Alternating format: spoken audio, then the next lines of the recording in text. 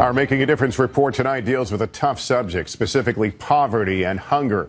New evidence out today shows some 20 million children in this country are on food stamps. Getting their most basic needs met can be a daily struggle. But one New England woman is trying to change that, and we get her story from NBC's Ron Mott. Ooh, double word. When Lori Argue and her husband hit a rough patch financially, So we're going this way? feeding their three girls, Evelyn, Abby, and Celia, became a nonstop heartache. My husband would be sick over it, not being able to, provide for his family. It bothered him a lot. It was an everyday concern. Going to school was comforting. Free meals there. But what about weekends?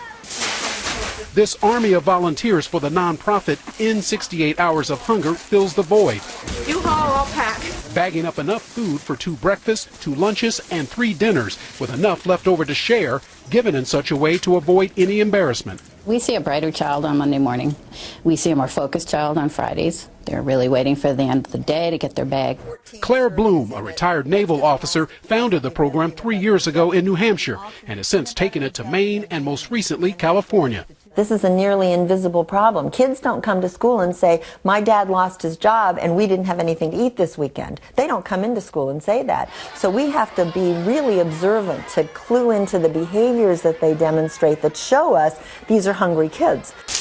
She spent thousands of her own money to get 68 Hours off the ground, now supported by grants and donations, growing from 19 students that first year to 800 today and counting, redefining her life's purpose along the way. I could not imagine doing anything different. I feel, this is honest and true, I feel like this is what I was put on earth for, is to feed these kids. Kids like the Argue girls. It was such a relief. It really was amazing. No longer wondering where their next meal is coming from. Ron Mott, NBC News, Dover, New Hampshire.